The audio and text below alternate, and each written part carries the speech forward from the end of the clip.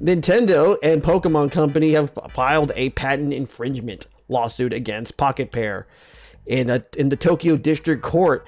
What does that really? Well, not copyright infringement, as some people have been trying to put in there, because they're trying to say, oh, well, they're copied from they're copying from them. Well, I guess Pokemon copied from other games. No, that's not what we're going. It's called patent infringement.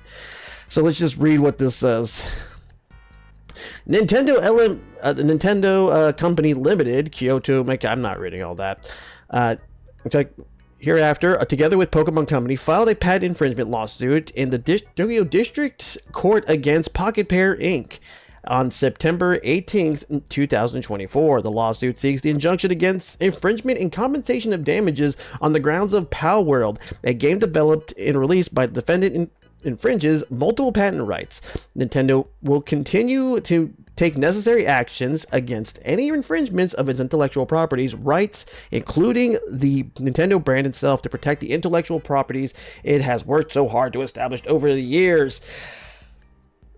Yeah, kind of a dick move if right now is that I'm kind of looking at this, but it's more again, it's like very odd on patent infringement.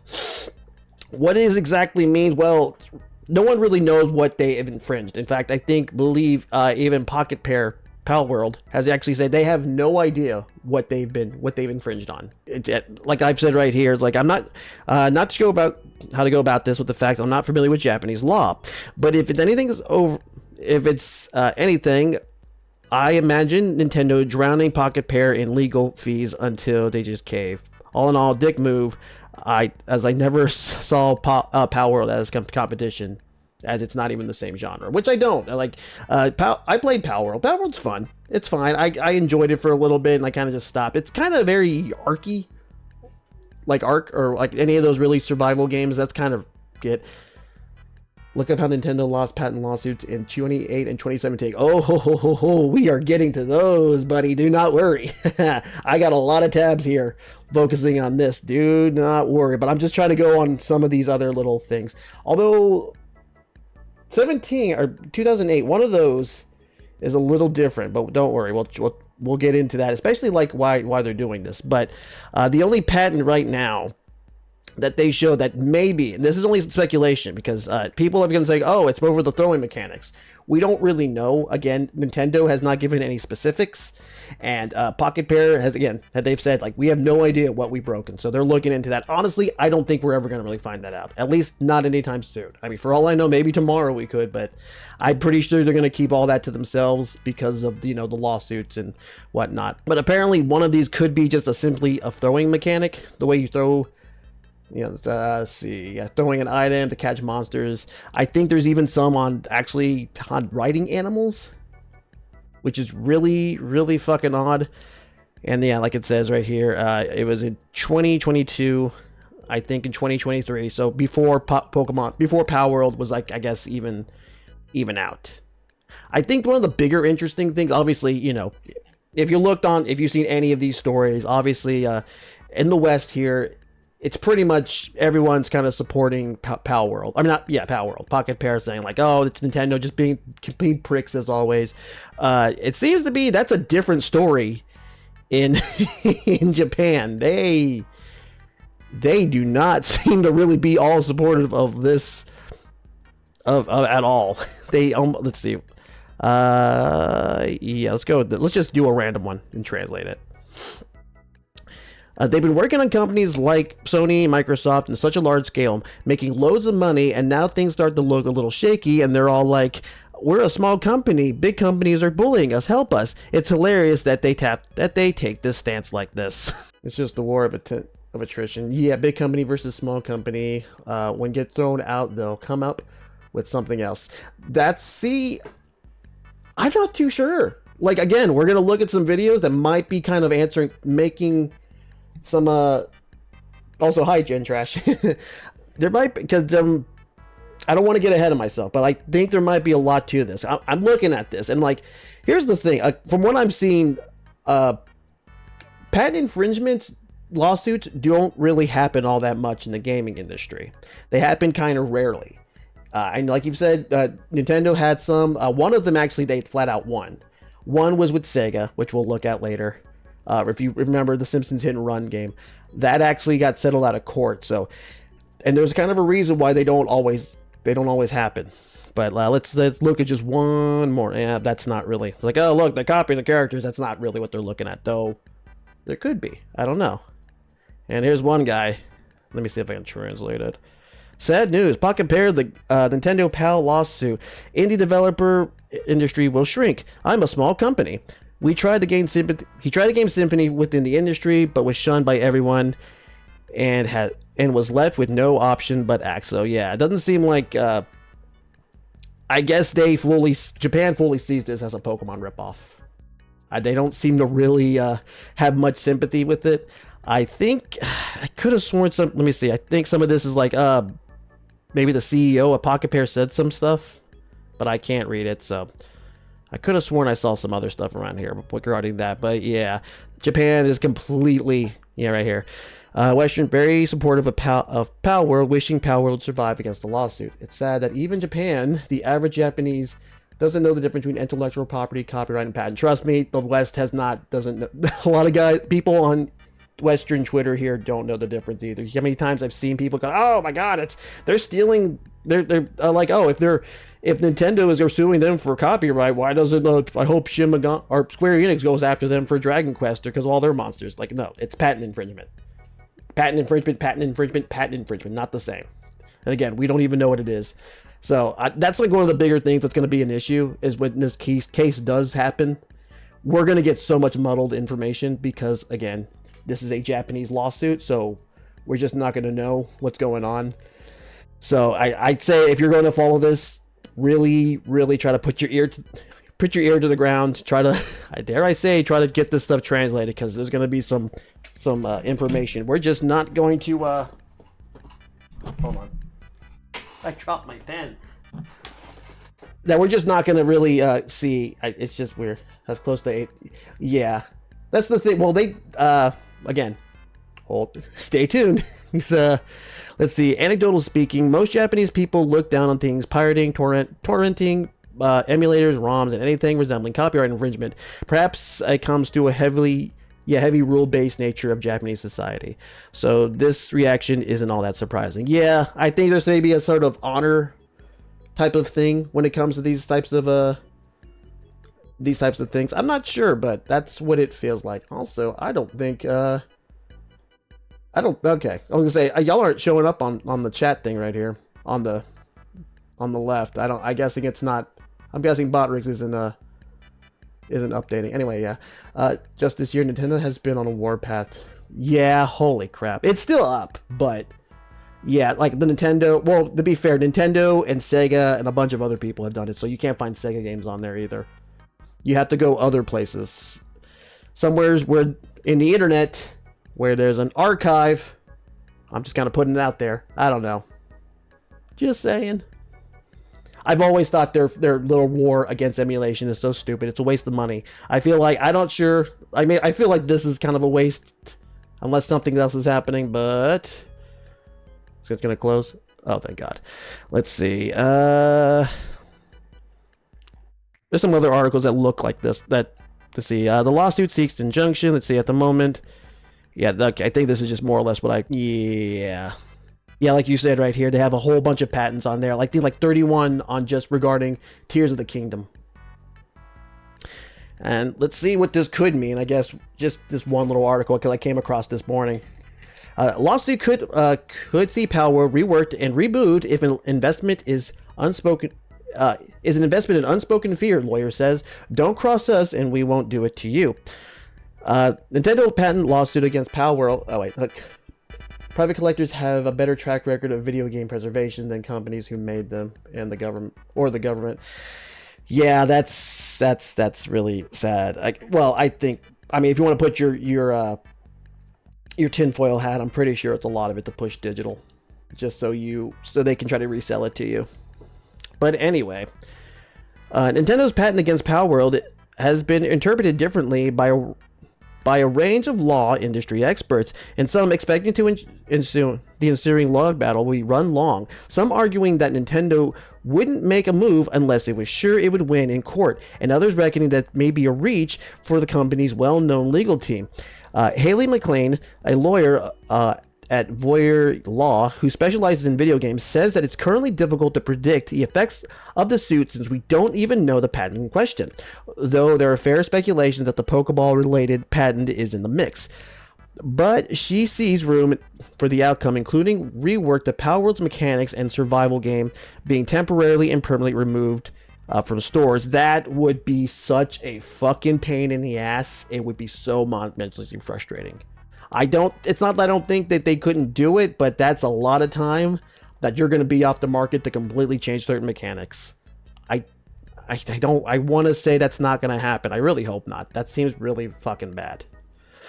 Speaking with Games Radar, McLean unpacks Nintendo's terse statement revealing the lawsuit. For Japan and a lot of other jurisdictions too, patent infringement is the unauthorized commercial workings of a third party of a claimed invention, she explains. The scope of whatever is protected under the patents determine the consideration of whether an act of then constitutes infringement against that said scope.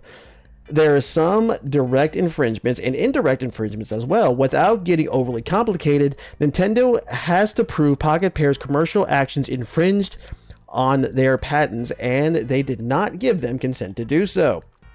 Japan may have more case laws compared to, say, the US that point toward the success of a finding of infringement for the specific patents Nintendo is leveraging, she adds. They may have even won previous infringement cases on the patents they are intending to leverage against Pocket Pair in Japanese court in the past. She points to Nintendo's success lawsuit against the Japanese company Copal in 2017, which was based on 6 separate patents. We don't yet know if any of those patents are involved in Palworld suit, but the root precedent is there. So there you go. There's 2017. Sorry, I was thinking about the other one, but again, we'll get to that one later in a minute. Nintendo claims Palworld likewise infringes on multiple patents, and McLean stresses that the company has dozens upon dozens of patents, not just on game mechanics, but game menu functionality, touchscreen functionality, controller functionality, console functionality, and more. If Nintendo can successfully argue that Palworld is using its ideas without consent, Pocket Pair could end up facing a range of charges, penalties, and other requirements. As a reminder, Nintendo's initial post reads, the lawsuit seeks an injunction against the defendants and compensation for damages, alleging that the game Palworld, developed and sold by the defendant, infringes on multiple patents. Some experts expect the case to be settled out of court in lump sum settlement. That's where I think they're going to go. Unless, again, there's also some other tinfoil hats that this may be trying to at least get to discovery and seeing if maybe those other accusations of supposedly tracing over various characters or whatnot, if that's even a thing or not. But again, that's just a theory, and that's just what people are saying. And likely a sizable one given Palworld's success and Pocket Pair's deep in pockets. Legal game issues so often get settled out of court, but a prediction on what the settlement might look like and the amount might be something no one person could determine without having access to all the facts of the issue, McLean says. But that's not going to stop Twitter. She has an easier time envisioning the outcome, such as 1. Pocket Pair not being allowed to re-release in a certain jurisdiction. 2. Pocket Pair having to pay licensing fees and getting to keep any infringing mechanics. 3. Pocket Pair having to completely remove the patent mechanics from Palworld and relaunch. 4. Injunction periods where Palworld to be removed from all stores for the period of time, etc. In such a jurisdiction were enforced, it may only temporarily add and might only be a certain jurisdictions, but naturally Nintendo would try to expand that jurisdiction as wide as possible, while Palworld would try to limit it as much as possible. Holy crap. The Chinese are gonna be pissed. They really like Palworld. I mean, if China probably gets involved, I don't know. I don't think they have much of a fondness for Nintendo, or at least I know like I don't think they're like you can really make a. They have to. There's a weird way they have to have Nintendo games over there, but that's a different story.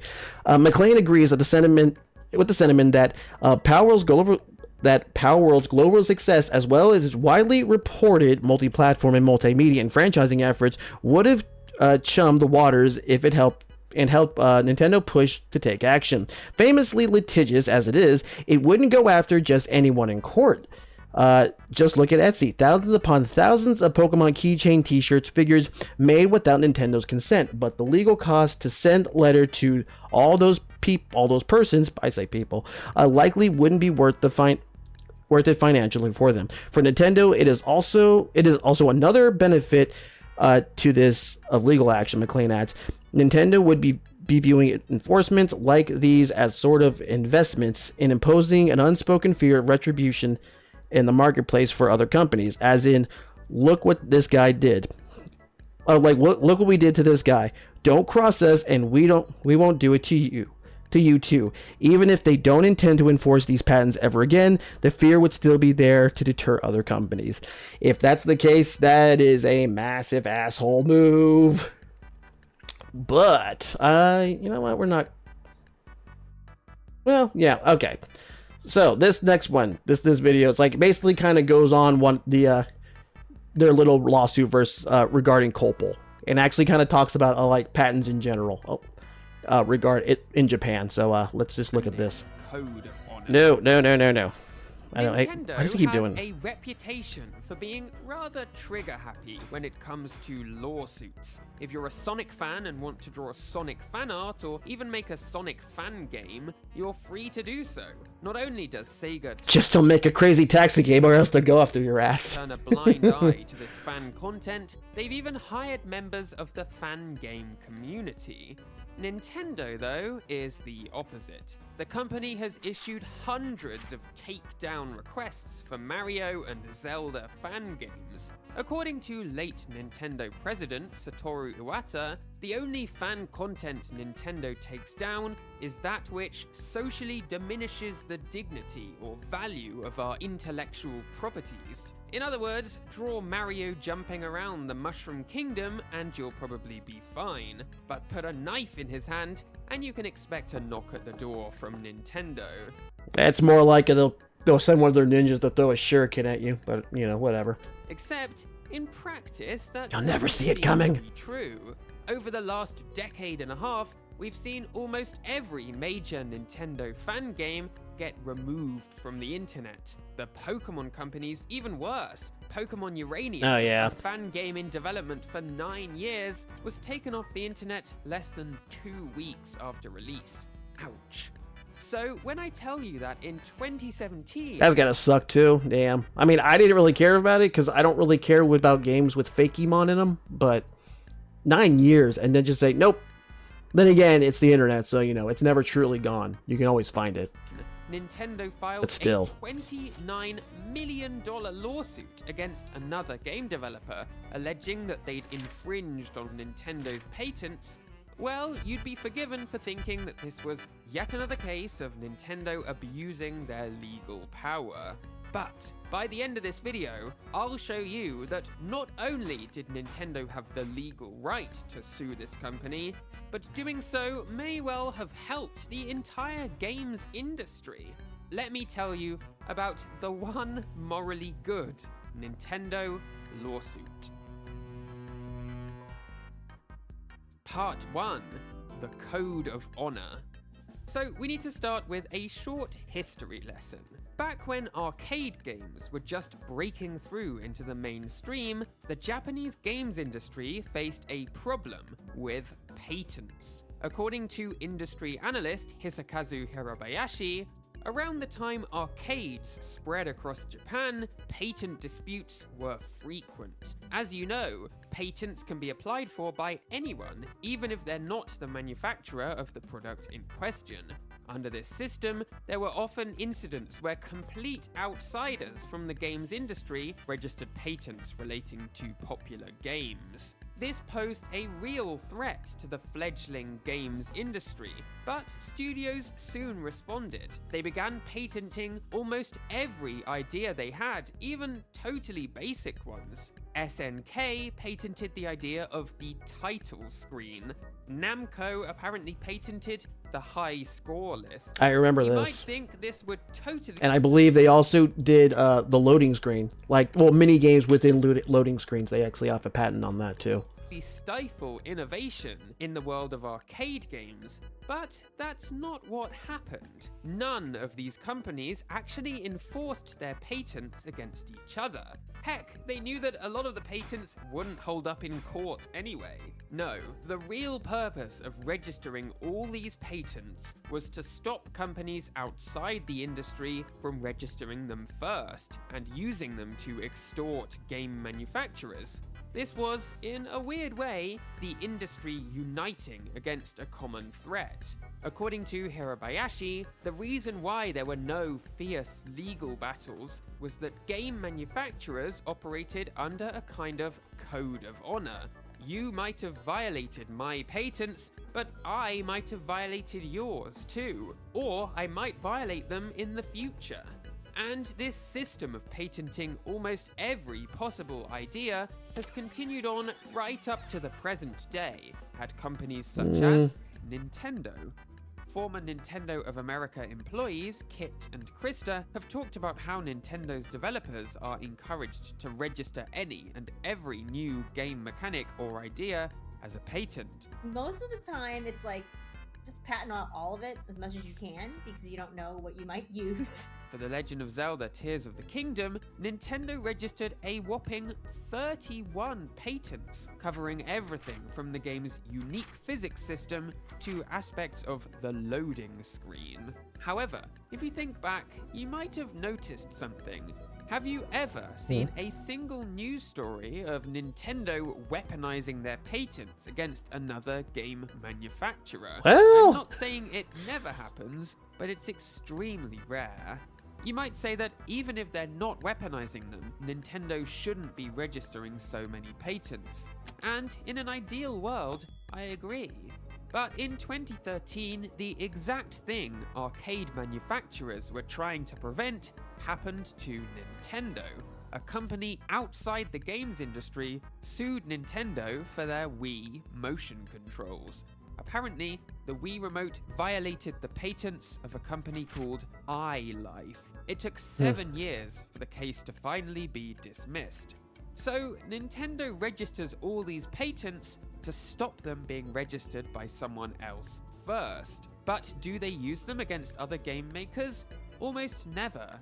And it all comes back to that code of honor from the era of Space Invaders. But in 2008, a new company entered the games industry called Kalopla. And it didn't seem like Kalopla was willing to follow this long-standing code of honor. Part 2, a year of discussions.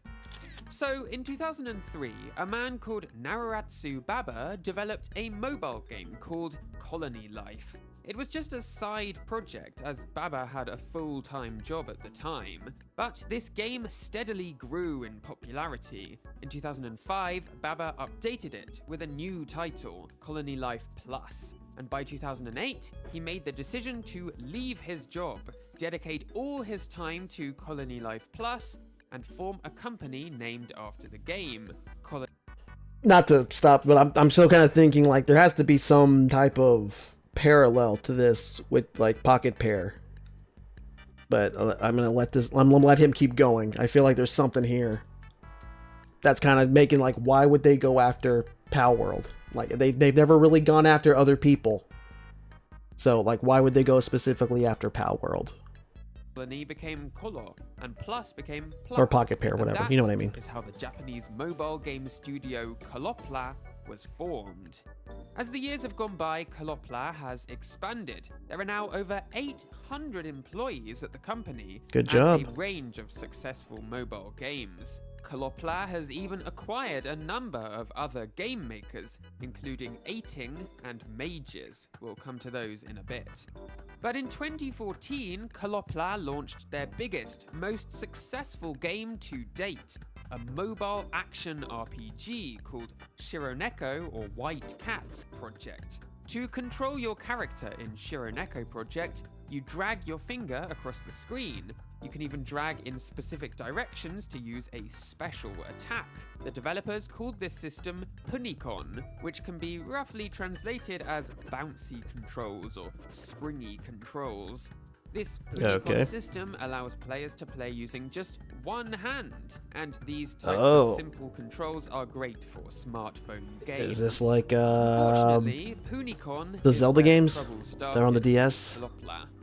Let me show you this patent, Yeah. which Nintendo applied for in 2004 and was granted in 2006.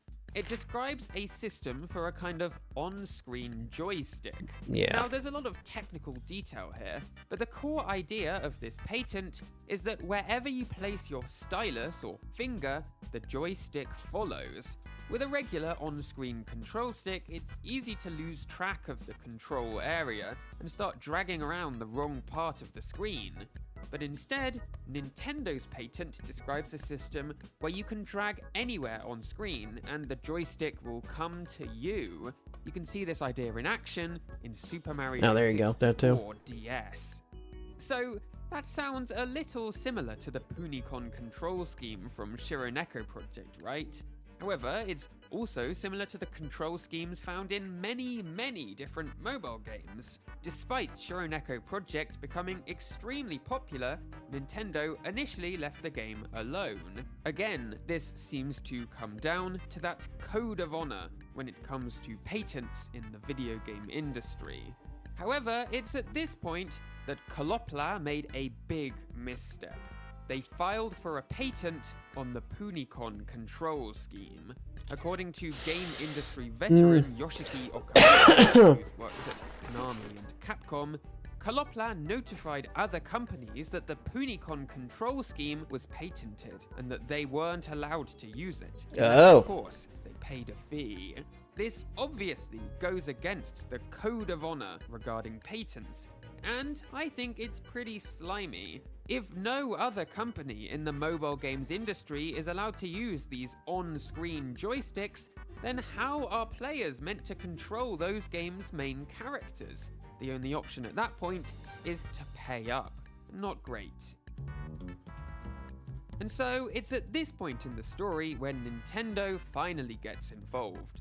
In 2016, Nintendo privately notified Kalopla that their game was infringing on a number of Nintendo patents, in particular their 2006 joystick patent. But Kalopla held firm, and for a whole year, the two companies had a series of back and forth discussions about whether Shironeko Project's control scheme was infringing on Nintendo's patent. Kalopla's president and founder, Naruratsu Baba, even visited Nintendo in their home city of Kyoto. But the two companies couldn't find common ground. We have spent more than a year sincerely and politely explaining that our games do not infringe Nintendo's patent rights, but they did not accept our explanation, said Naruratsu Baba. Eventually, after a year of these discussions, Nintendo ran out of patience. And in December 2017, the company decided it was time to sue. Part 3. The lawsuit. December 22nd, 2017. This is the day Nintendo filed their lawsuit, claiming that Kalopla violated 5 which one's patent trolling? Exactly, because Nintendo patents. it seems like the Copler, whatever the hell, they literally said, like, hey, you can't use this. You can't use our technology. Or you can't use this type of thing this technology we're using. If you do, we have to pay. Damages of 4.4 billion yen, or around 29 million Both US are, dollars. January. Yeah, but it doesn't seem like I said, there doesn't seem like a lot of them really act upon this. So I'm wondering why they're going after Pocket Pair. There has to be some type of reason, not just because of just to push their weight around. We go back to the whole thing of people not like in Japan just not liking Pocket Pair that much. I mean, maybe they do see this as a legit ripoff. I don't.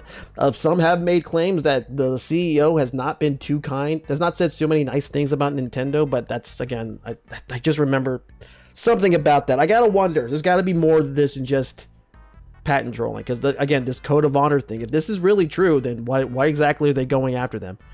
And we'll check again, they're not the only ones who went after other companies over not the only game company that went after after patent infringement. This is what I'm trying to wonder here. Nintendo told press about their lawsuit. After more than a year of discussion, I'm really trying to be very objective as much as I can. I know it's easy to dislike Nintendo, and they get really fucking annoying when they do shit like this, but I gotta wonder, there's gotta be a reason. I like delving into this stuff. It can't just be just black and white. we are very disappointed that we were unable to reach an agreement, they said. Kalopla responded, "There is absolutely no evidence that our games infringe on Nintendo's patent rights." They stated their intention to defend the case. February 16th, 2018, Nintendo and Kalopla's lawyers began their battle at Tokyo District Court. Let's get ready to rumble! Oral arguments in the case were heard. March 14th, 2018, Nintendo added a sixth patent to their lawsuit related to Shironeko Project's online features. February 19th, 2020, Kalopla updated Shironeko Project and changed the way that the Punicon control stick worked. Before, you'd drag to use your special attacks, but now you tapped a button. It seemed they hoped this would differentiate it from Nintendo's patent. December 13th, 2020, Nintendo updated the requested damages from 4.4 to 4.95 billion yen, Jesus. or around $34 million US, citing the fact that the game had been available to download and had been earning money for 2 years since the lawsuit began. April 13th, 2021, Nintendo updated their requested damages a second time from 4.95 to 9.699 billion yen, or $66 million US. They again cited the passage of time that had passed since filing their lawsuit in 2017. May 13th, 2021, a legal representative from another game company said at least 60 resolution was going down again. of the case has taken place. It was looking like Kalopla's goose was cooked, as it were. So far, the case had gone entirely in Nintendo's favor. Every time Kalopla had claimed Nintendo's patents were invalid or that they didn't apply to Shironeko Project, the judge had ruled in Nintendo's favor. And finally, August 4th, 2021, the case was over. Nintendo and Kalopla announced that they'd come to a settlement. Nintendo would drop the lawsuit and would allow Shironeko Project to remain in app stores. In exchange, Kalopla would pay Nintendo a settlement of 3.3 billion yen, which is around $22.5 million. We have decided that the best way to resolve this issue as soon as possible is through a settlement, Kalopla said. And that's how things wrapped up, at least for the most part. While internationally, most people knew nothing about this lawsuit, over in Japan it was hot news for a while. And the court of public opinion was firmly on Nintendo's side. Yeah, honestly, I think the whole upping the lawsuit, or upping what they were asking for, might have been like a big power play, a big power move right there. I think they were trying to scare them, to be honest. Like the whole, maybe don't freaking go after, maybe don't use these patents against people. It seems like the reason for, like they said, the reason for patents, at least in Japan, is just to keep it within the industry, not just to go and troll people. Like or if people like start doing this shit again, like when they said this, you can't use this technology, or otherwise we're gonna make you pay us. So I don't. So, like they said, this might be the only time Nintendo might have been on the right side here. This is a fitting end for Kalopla, who trampled on Nintendo's kindness. I'm a Shironeko project player, but in this case, the only ones at fault are Kalopla, so I can't complain even if they get totally destroyed. This has all happened because Kalopla didn't just say sorry to Nintendo. Even a child knows how to say that. Jesus Christ. But Nintendo and Kalopla are now in a kind of funny position. Because, like I said earlier in the video, Kalopla owns a few other game developers, including Eighting and Mages. And both of those studios have co-developed games together with Nintendo, even while the lawsuit was dragging on. Pikmin 3 Deluxe was co-developed with Eighting, and the Famicom Detective remakes for Switch were co-developed with Mages. Those games were released in 2020 and 2021. I gotta play those games too. In the midst of the lawsuit with Kalopla, their parent company. Both studios have also developed follow-ups since the lawsuit ended, Pikmin 4 and Emio the Smiling Man, which suggests that Kalopla don't have too much bad blood over this incident. That, or they need the money. But while most of the time Nintendo's legal actions feel a little slimy, going after fan creators and so on, in this case they were doing it for the sake of the Japanese game industry's code of honor. Though I'm sure the 3 billion yen didn't hurt either. Yeah. Which does make me wonder if like I said, if Pocket Pair is doing something that they just don't like within the industry. I mean, it just feels like kind of odd here. But I know they mentioned like, oh, Sega hires people. Like, you know, when people like do copy or whatever the fuck. Or like they make like a fan creation or some crap. Well, that's not necessarily true here. Hey, come on over, have some fun with Crazy Taxi. As when they sued over the Simpsons Road Rage. Crazy Taxi is one of fun the game, by the way, Crazy Taxi. Video game launches for the Sega Dreamcast. The gameplay is stupidly ridiculous, the soundtrack is absolutely incredible, the whole thing is just fun. And my goodness, is it also funny. It wouldn't surprise me if a large number of sales of the Sega...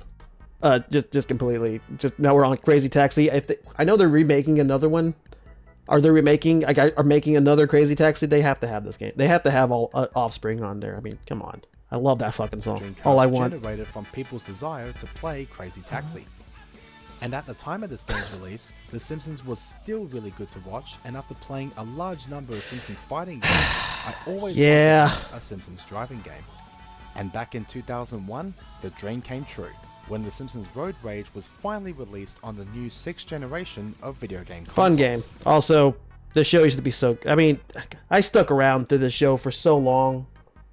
Maybe like in the mid 25. I don't know. When I stopped watching this show, you know it's bad. Yeah, I remember that. I think that was like at the Game Awards or something like that. Hopefully it's good. I know they're remaking a lot of their old IPs now, or making new entries. A little something that starts with an L and ends with an lawsuit. Because that is exactly what happened when Sega of America slapped Fox Interactive with a patent infringement lawsuit against The Simpsons Road Rage. But why? Today, let's take a closer look at this odd yet interesting dispute. Are you ready? Oh. Are you ready? Game on! I say it again. Don't play this song when you're driving. You'll go too fast. But you'll get to Pizza Hut super fast. And then go back and you realize Pizza Hut sucks back now. In February of 1999, when Crazy Taxi was released in the arcades and pretty rapidly became very popular. The game was a smash hit, and with the Sega Dreamcast scheduled for release in 7 months' time, Sega knew that a console port would be a massive moneymaker. The Dreamcast released on the infamous launch date of 9/9/99 for $199. 9999. With hardware closely resembling the Sega Naomi arcade system, it was the perfect platform to port the game over, as the Dreamcast is essentially a home arcade machine. Almost 1 year after the Dreamcast release, Crazy Taxi was finally ported over to the system and pretty quickly became one of Fun the best-selling games very on the fun Dreamcast. system. In 2000, the game was the second largest selling Dreamcast title, selling close to 700. Sadly, when the Dreamcast actually kind of, despite it being very well, there was a lot of reasons why it essentially led to Sega going third party. But again, that's a story for another time. I have a video for that, but we can do that some other time. 50,000 copies. Very interesting. And was overall Another the third interesting bit best-selling of video Dreamcast game history. at over 1 million copies sold. Eventually, the game would see ports onto other consoles like the Nintendo GameCube and the PlayStation 2. Then years later, onto the PlayStation 3, Xbox 360, PlayStation Portable, Game Boy Advance, and onto mobile devices like On the Android PSP? and iPhone. Didn't know Shortly that. after, the sequel, Crazy Taxi 2, will be the final game in said the Quasi? series release for the Dreamcast in 2001. And the third installment will make its debut onto the Xbox in 2002. However, with success, there will be imitators, because in 2001, The Simpsons Road Rage was released on the PlayStation 2, the Xbox, and the Nintendo GameCube. Personally, I was pretty excited, because for a very long time a Simpsons driving game is something that I dreamed to have in my game collection. Really? And when I finally got my hands on it back in 2002, I was filled with so much joy. Unfortunately, Sega was not feeling the same way as I did about the release. The Simpsons Road Rage released in November of 2001, and with it being the first Simpsons game released on the new 6th generation of video game consoles, and the Christmas holiday season was right around the corner, it sold relatively well. Although ultimately it was mostly met with mixed reviews. Those who enjoyed the game absolutely loved it, and for those who didn't, they voiced their criticisms. The two main criticisms this game got was for the repetitive gameplay and the somewhat slippery mechanics. Despite the negative reviews from critics, the game was still heavily enjoyed by fans everywhere. Unfortunately, Sega Like the was longest not time, it enjoying was the like game probably at all, considered the best Simpsons especially game out once there. It was referred to as a Crazy Taxi ripoff, which angered Sega even further. So as a result, in 2003, Sega filed a patent infringement lawsuit against Fox Interactive, Electronic Arts, and Radical Entertainment in the San Francisco federal court for the release of The Simpsons Road Rage, claiming that it was a direct ripoff of their Crazy Taxi franchise. Sega alleged that The Simpsons Road Rage was designed to, quote, deliberately copy and imitate Crazy Taxi. And with reviewers like IGN saying that The Simpsons Road Rage was too similar to Crazy Taxi, it Yeah. pretty much backed up this claim. As it turns out, Kind of like when people are saying that Palworld's Pokemon with guns, maybe? I don't know. Sega actually owned the gameplay style of Crazy Taxi, which was under the 138 patent that was issued in 2001, which meant that no other company will be allowed to make a game where the player picks up passengers and takes them to their destination within the time limit. Pretty crazy stuff, right? However, this isn't the first time that something like this actually happened. Because back in the early 80s, after Atari acquired the license for Pac-Man, Atari sued Philips for the release of Casey Munchkin, which while having differences from Pac-Man, the gameplay was similar enough for Atari to take them to court, and the court ordered Casey Munchkin off store shelves, and Atari won the case. And we all know how Atari's Pac-Man turned out, don't we? They made a really crappy version of Pac-Man, which sold really well, but pissed off a lot of gamers. Some could argue that game was kind of like the catalyst that led to the video game crash of '83. There were some differences in The Simpsons Road Rage that could have saved it from Sega's wrath if Or the it wasn't beginning. for the gameplay. Unlike Crazy Taxi, The Simpsons Road Rage has a story behind it.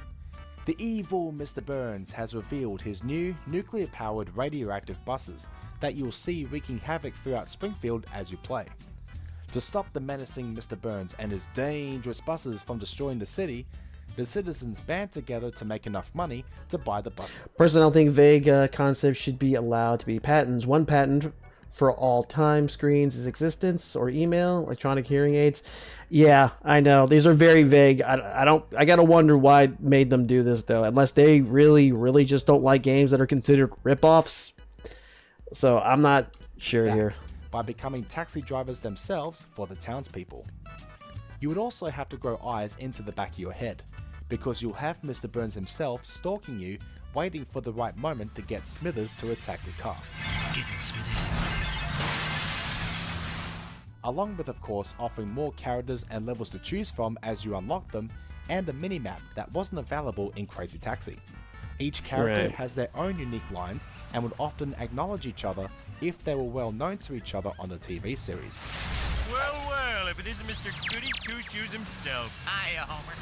And let's not forget about the speeding buses destroying objects and causing chaos, even though you'd probably be doing the same thing yourself.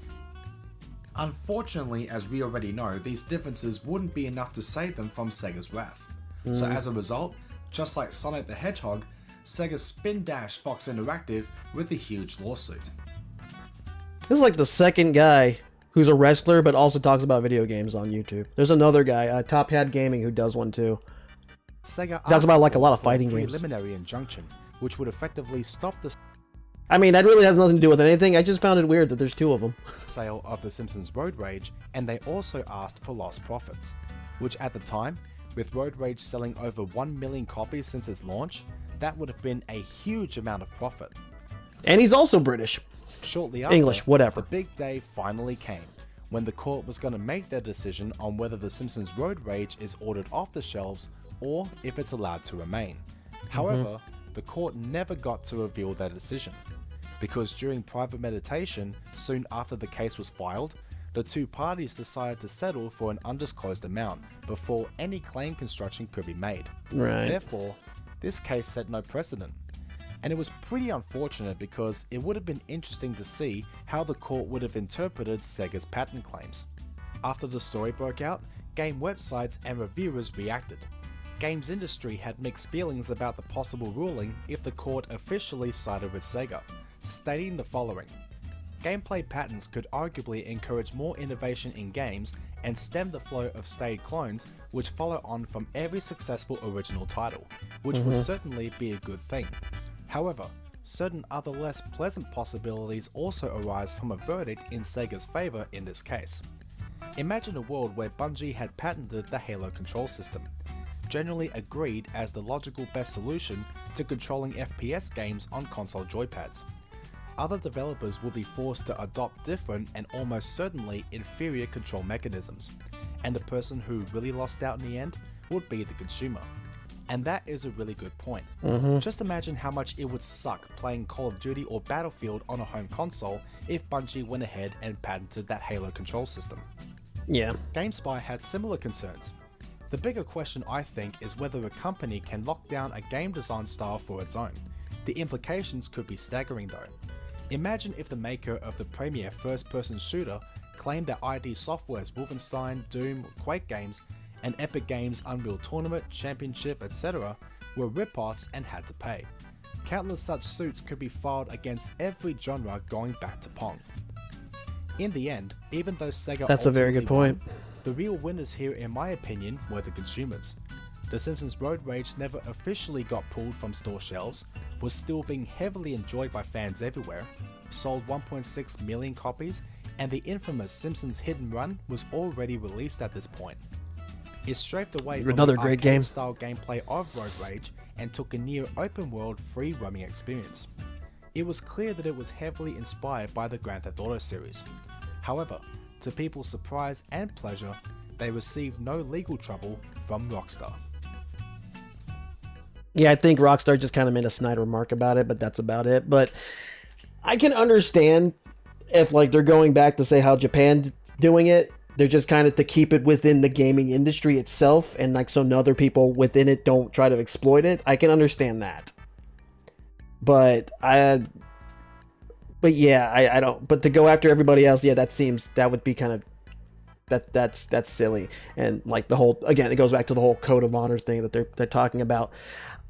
I can't really say what. Obviously, we don't know what the ending would have been with the Sega Fox Interactive lawsuit. I'm guessing maybe, just maybe, they didn't have enough to really go on, or maybe they just because you got to keep in mind, I think Sega did not really have a lot of money just yet. This is like just after the time they were going third party, so maybe they felt like they really couldn't win this much. They couldn't win this one out completely. Maybe the end just didn't justify the means. because it looks like they had a lot of things that could actually counter it. Fox Interactive had a lot that could counter, like the whole story mode and whatnot, and unlockables and the lot. So maybe they kind of came to a consensus, and they just said, okay, we'll just gave like a slap on the wrist or something, and that's about it. But again, we'll never know. But regarding Nintendo and Pocket Pair, I gotta wonder there's got to be more to it that we're not going to see, sadly. That's pretty much it. That's all we can really do is speculation. If we're going to go with this whole Code of Honor thing, maybe some Pocket Pair is doing something that we don't know about. We're just never going to find out anytime soon. Or at least maybe Sega or Nintendo suspects something, but all in all, we're not going to get a straight answer. And even if we do, it's not going to be for a very long time.